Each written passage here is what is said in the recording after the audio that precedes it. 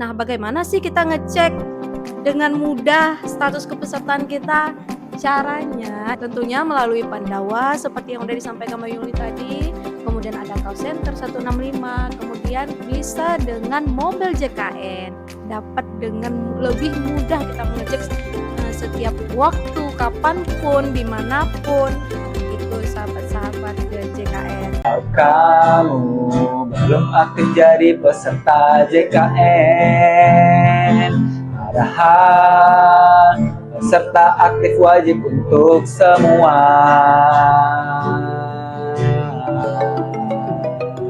Oke, kembali lagi bersama kami ya, masih ditemani oleh Pak Haji. Yeay, kami ada Dian, masih di ya. sini. Bagian Oke. kepesertaan ada standby untuk di podcast kali ini. Nah, selanjutnya nih Kak Dian, Bang Yul nih, tadi kan udah dijelasin kita di BPJS Kesehatan ada 3 kelas, ada kelas 1, kelas 2, dan kelas 3 nih. Apa sih bedanya kelas-kelas itu, dan bisa nggak sahabat JKN pindah kelas nih dari kelas 1 ke kelas 2 atau dari kelas 3 ke kelas 1 gitu. Gimana sih penjelasannya Bang Yul nih, Kak Ya. Dian? Nah, untuk merubah kelas rawat inap ini tergantung jenis kepesertaannya nih, Alek dan sobat JKN sekalian. Kalau untuk pelayanan sebenarnya untuk pelayanan rawat jalan di puskesmas ataupun di poli itu tidak membedakan layanan untuk kelas 1, kelas 2 dan kelas 3. Nah, yang di mana yang membedakan kelas rawatnya itu di saat peserta JKN ini mendapat layanan rawat inap di rumah sakit.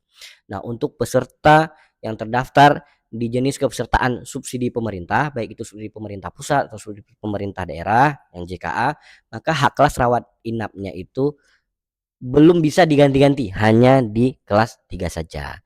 Ruang rawat inap kelas 3. Untuk peserta yang bukan PBI itu dimungkinkan untuk melakukan pindah kelas rawat. Pertama, kalau ini perpindahan kamar rawat dulu nih ya, kamar rawat saat kita dirawat inap itu dimungkinkan, tapi hanya bisa naik 1 tingkat di atasnya. Contoh, misal nih saya mendapat hak kelas rawat kelas 2 nih yang dibayarkan oleh perusahaan saya ya, dan dipotong tiap bulannya dari gaji saya. Itu saya bisa naik ke kelas 1, dari kelas 2 bisa naik ke kelas 1.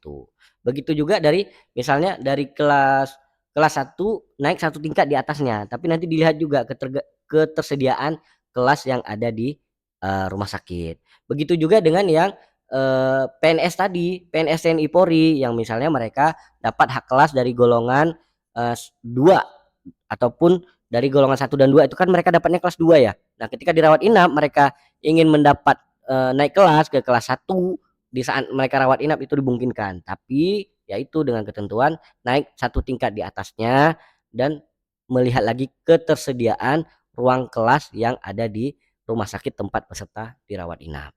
Nah, itu di saat kita sudah mendapat pelayanan kesehatan. Kalau seandainya kita tidak mendapat pelayanan kesehatan, kita juga bisa nih merubah hak kelasnya. Contoh, misal Bentar dulu nih Bang Yul nih, untuk naik-naik kelas nih Bang, emangnya bisa naik-naik kelas gitu aja Bang? Tanpa penambahan biaya atau ketentuan lainnya? nah itu juga perlu diperhatikan nih, selain tadi ketersediaan ruang kelas rawat inap, untuk setiap kita perpindahan naik kelas rawat inap dari ruang rawat inap kelas 2 ke kelas 1 itu ada selisih biaya juga nih, Lek dan sobat-sobat sekalian, yang harus kita bayarkan nanti di penghujung di saat kita sudah selesai mendapatkan rawat inap. Terkait jumlah biaya rawat inap, selisih biayanya itu dapat dikomunikasikan dengan petugas rumah sakit yang nantinya memberikan tagihannya tersebut. Begitu, Alek. Oke Pak Haji, itu kan ceritanya kalau kita sedang dirawat ya. Ya, Kalau benar, sedang Bang. dirawat. Benar. Kalau kita tidak sedang dirawat, dimungkinkan nggak kalau untuk kita berpindah kelas, Pak Haji?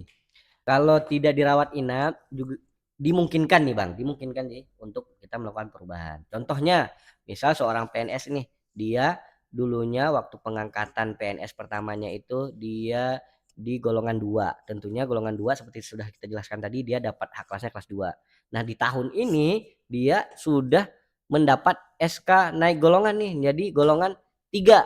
Nah, PNS tersebut bisa melapor ke BPJS Kesehatan atau melalui satuan kerjanya untuk mengupdate golongannya, sehingga dia nanti di BPJS Kesehatan juga mendapat hak kelas 1 karena golongannya tadi sudah naik ke golongan 3. Begitu juga dengan peserta yang tanggungan badan usaha yang pegawai swasta. Mereka juga misalnya sudah mendapat tunjangan tetap nih tambahan, sehingga gajinya dari gaji yang sebelumnya misalnya UMP, sekarang gajinya sudah naik di atas 4 juta. Maka dari perusahaannya bisa melaporkan ke kita untuk kita updatekan gaji sudah di atas 4 juta, maka dia dapatnya kelas 1, hak kelas 1. Nah, kemudian juga untuk peserta yang iuran berbayar pribadi, itu bisa juga mereka melakukan proses pergantian kelas. Namun untuk yang berbayar pribadi ini, ketika misalnya dulu terdaftar pertama sekali di kelas 3 dengan iuran 35.000 tersebut, maka ketika dia ingin naik ke kelas 2 yang iurannya 100.000 atau ke kelas 1 yang iuran 150.000, maka dia harus menunggu 1 tahun dulu nih waktu berjalannya di tanggungan kelas sebelumnya, kelas 3. Jadi dia ada waktu dulu, jeda 1 tahun, nanti di tahun kedua baru bisa melakukan naik kelas. Untuk yang subsidi pemerintah nih kan kita belum jelaskan. Untuk subsidi pemerintah, mereka di saat rawat inap pun belum bisa untuk berpindah kelas, begitu juga dalam keadaan tidak rawat inap. Di subsidi pemerintah itu hanya mentok di kelas 3. Bisa mereka naik kelas, berpindah kelas ya, bukan naik kelas, berpindah kelas dengan cara mereka keluar dari subsidi pemerintah dengan inisiatif sendiri mendaftarkan ke segmen yang iuran pribadi. Nanti di iuran pribadi itu sudah ada pilihan kelas-kelasnya. Seperti itu, Sobat JKN sekalian. Oh, jadi kalau yang peserta mandiri tadi ya, jadi nggak bisa bulan ini terdaftar di kelas 3, lalu bulan depan mau pindah ke kelas 1 atau ke kelas 2, terus 2 bulan lagi pindah balik lagi ke kelas 3, itu nggak bisa karena ada jangka waktu 1 tahun Satu ya, tahun, begitu. 1 tahun, Bang, 1 tahun. Oke, Pak Haji. Mereka harus daftar di kelas yang sebelumnya dulu. Nanti begitu sudah memasuki tahun kedua, ya monggo silakan. Kalau mau daftar, mau ke kelas 2 silakan. Mau ke kelas 1 juga bisa kita fasilitasi. Oke, Pak Haji. Nah, jadi nih selanjutnya kita membahas isu nih, Pak Haji. Ya, Isu, ya, isu. oke, Nah, menarik nih jadi kayaknya nih, isu. banyak isu di masyarakat terkait dengan kartu nonaktif. Kartu nonaktif, Kartu benar, nonaktif. benar, Nah, benar, itu benar. kira-kira kenapa bisa terjadi, Pak Haji? Nah, kartu di saat mendapat pelayanan atau peserta kan sering juga menyampaikan ke kita bahwa tiba-tiba kartunya tidak aktif seperti itu. Nah, itu ada beberapa hal yang perlu kita cek dan recheck terlebih dahulu nih, Bang. Karena ada beberapa hal yang mengakibatkan kartu nonaktif. Misal nih ada anak peserta penerima upah, anak PNS, TNI, Polri, atau anak dari tanggungan peserta badan usaha. Mereka itu kalau seandainya usianya sudah beranjak di atas 21 tahun, maka kepesertaannya bisa saja nonaktif nih, Bang. Tapi bisa diaktifkan kembali sampai usia mereka 25 tahun dengan melampirkan surat keterangan aktif kuliah.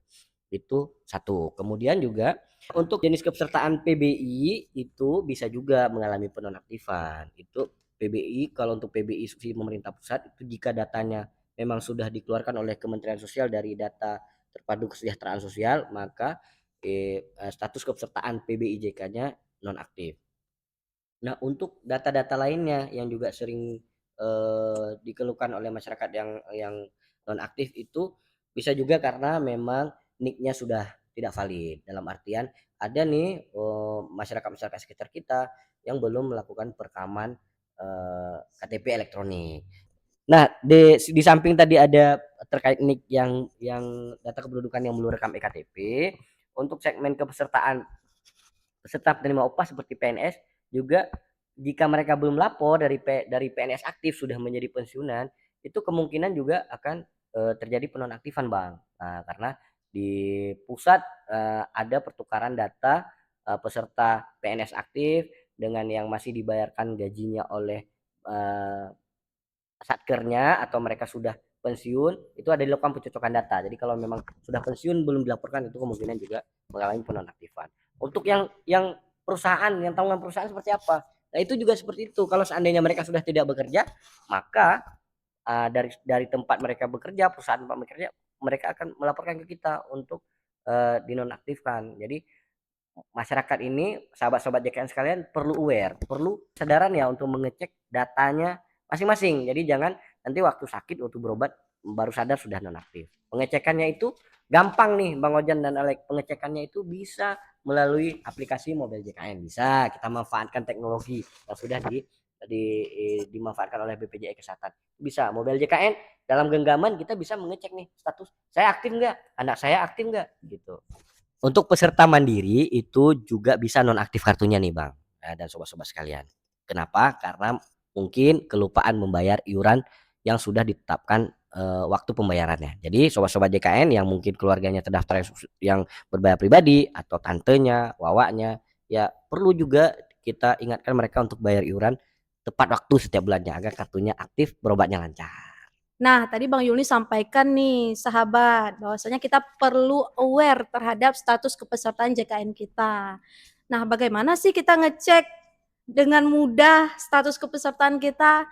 Caranya tentunya melalui Pandawa seperti yang udah disampaikan Bang Yuli tadi, kemudian ada call center 165, kemudian bisa dengan mobil JKN. Dapat dengan lebih mudah kita mengecek setiap waktu, kapanpun, dimanapun, itu sahabat-sahabat JKN. Kemudian ataupun datang langsung ke kantor kita di BPJS Kesehatan. Ketika kita tahu nih, udah kita cek, ketika kita tahu nih, ternyata status kepesertaan kita nggak aktif nih, Bang Ojan atau sahabat-sahabat JKN, kita dapat mengaktifkannya kembali dengan syarat jika dia anak PNS nih, Alex, Bang Ojan, usianya udah melebihi 21 tahun, maka bisa kita aktifkan kembali dengan syarat apabila dia masih kuliah, lampirkan surat aktif kuliah. Kemudian untuk mandiri yang menunggak bisa dengan membayar iurannya secara lunas, maka kartu kepesertaannya bisa dapat aktif kembali.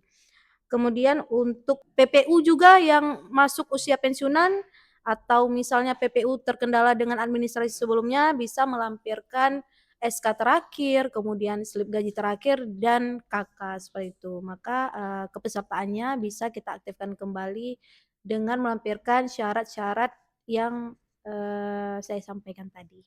Oke, jadi jika status nonaktif ya setelah dicek itu bisa dengan mudah ya untuk dilakukan pengaktifan kembali. Oke, tadi juga ada dibahas Pak Aji dan Dian terkait dengan nonaktifnya peserta BBPU ya atau mandiri karena tidak membayar iuran. Jadi apa sih dampak dari tidak membayar iuran itu? Sangat merugikan pesertanya sendiri itu Bang, kalau seandainya lupa melakukan pembayaran iuran. Karena kenapa? Nah, untuk peserta yang ada riwayat menunggak ataupun lupa melakukan pembayaran iuran, jika mendapat pelayanan rawat inap nih, itu pertama status kepesertaannya nonaktif. Kedua, kalau sudah diaktifkan dengan cara membayar iuran, maka dia nanti akan muncul notif denda pelayanan rawat inap. Nah, denda itu juga harus dilunaskan lagi oleh peserta. Denda ini akan muncul jika peserta mendapat pelayanan rawat inap saja. Untuk rawat jalan tidak mengalami denda pelayanan. Nah, kenapa kita bilang ini merugikan peserta sendiri? Karena kita tahu bahwa kalau kita lagi sakit, maunya administrasinya itu kan lancar-lancar saja dan tidak menyusahkan anggota keluarga yang menemani kita sakit. Namun kalau seandainya kita ada riwayat menunggak, maka nanti dapat menyusahkan anggota keluarga kita dalam mengurus administrasi untuk denda layanan yang muncul tersebut. Dendanya sendiri Pak Ji, itu berapa? Untuk denda layanan rawat inap sendiri itu ada besarannya Bang yang sudah ditentukan di Perpres, itu sebesar 5% dari biaya total pelayanan rawat inapnya dikali jumlah menunggak, kemudian dengan batas maksimalnya itu 20 juta rupiah. Jadi nanti dihitung semua itu Bang berapa dendanya, dan yang ngitungnya itu udah tersistem. Jadi nanti kalau kita sobat-sobat JKN ada yang Nanti keluarganya mendapat denda bisa langsung konfirmasi ke admin tempat mendapat pelayanan rawat inap tersebut. Nanti akan dijelaskan oleh administrasi yang ada di rumah sakit tersebut. Berapa besarannya tinggal dilakukan pembayaran. Untuk pembayaran dendanya sendiri itu bisa memanfaatkan karena kanal layanan yang sudah ada melalui M-Banking boleh, melalui PPOB boleh, seperti supermarket atau di kantor pos. Wah, ternyata sangat merugikan ya jika Sobat JKN memiliki tunggakan iuran. Jadi Sobat JKN harus rutin nih, harus peduli akan dirinya sendiri, mengecek pesertanya aktif nggak, tunggakannya ada nggak gitu, Benar, lewat Alex. kanal-kanal yang dimiliki oleh BPJS Kesehatan. Oke, Kak Dian, ada Iya, pertanyaan nih. apa tuh? Untuk peserta, apakah ada batasan atau pengecualian dalam layanan yang ditanggung oleh BPJS Kesehatan? Jadi Lex, ada beberapa yang tidak ditanggung oleh layanan BPJS Kesehatan nih Lex. Salah satunya seperti pelayanan kesehatan yang dilakukan di fasilitas kesehatan yang tidak bekerja sama dengan BPJS Kesehatan, kecuali itu dalam keadaan darurat. Lalu ada lagi nih Lex, pelayanan kesehatan untuk tujuan estetik juga nggak ditanggung oleh BPJS Kesehatan. Contohnya kayak mancungin hidung, filler dagu, dan lain sebagainya lah. Pelayanan untuk mengatasi infertilitas. Kemudian pelayanan kesehatan yang dilakukan tidak sesuai ketentuan. Contohnya seperti meminta rujukan tanpa indikasi medis. Itu juga tidak ditanggung oleh BPJS Kesehatan. Selanjutnya ada pelayanan kesehatan yang dijamin oleh program lain selain program JKN. Dan lainnya itu sesuai dengan peraturan Presiden nomor 82 tahun 2018. Sahabat-sahabat JKN bisa melihat apa saja yang tidak ditanggung oleh layanan di BPJS Kesehatan. Seperti itu, Alex.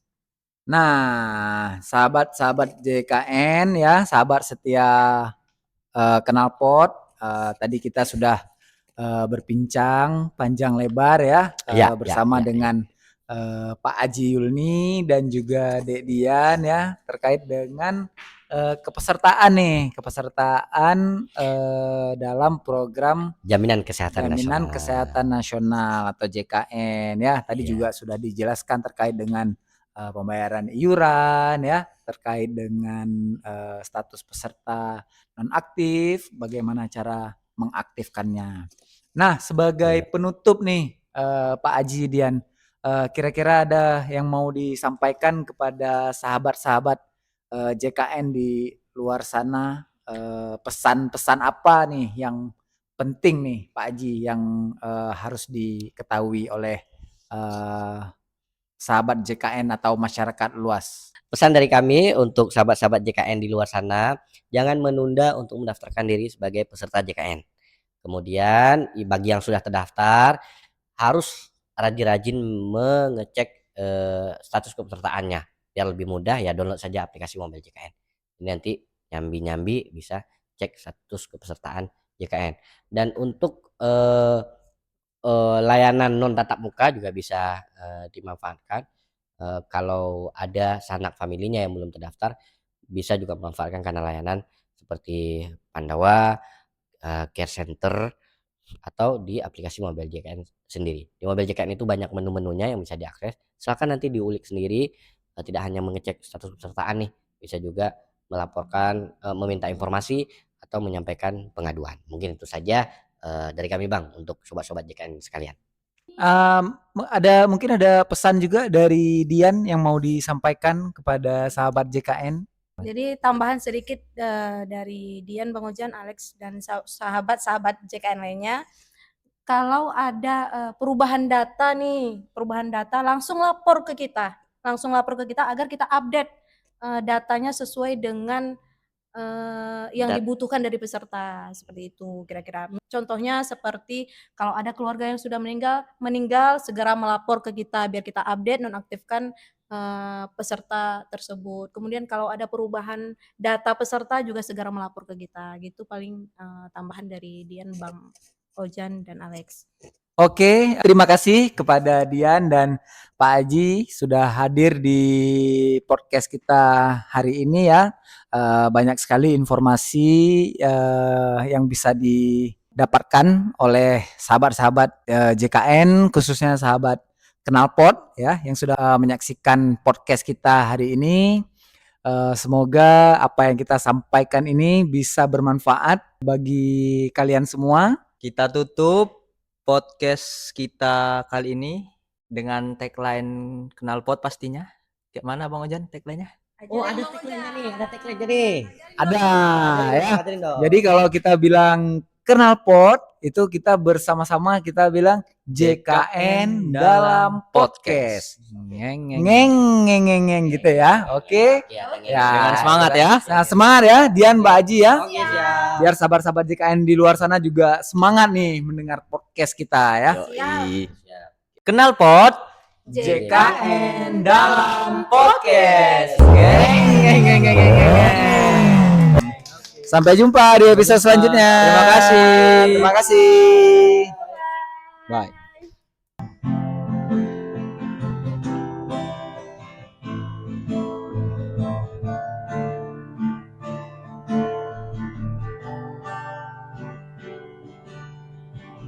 Aku tahu kamu belum jadi peserta JKN. Padahal kepesertaannya wajib untuk semua. Aku tahu kamu belum jadi peserta JKN. Padahal kepesertaannya wajib untuk semua. Aku tahu kamu jika ada kesulitan untuk jadi peserta JKN, uruslah pada yang kompeten. Oh, pastikanlah JKN-mu keaktifannya. Lunasilah tunggakannya agar tak kena denda layanan. Belum menjadi peserta JKN. Padahal peserta aktif wajib untuk semua. Tahu kamu belum aktif jadi peserta JKN. Padahal peserta aktif wajib untuk semua.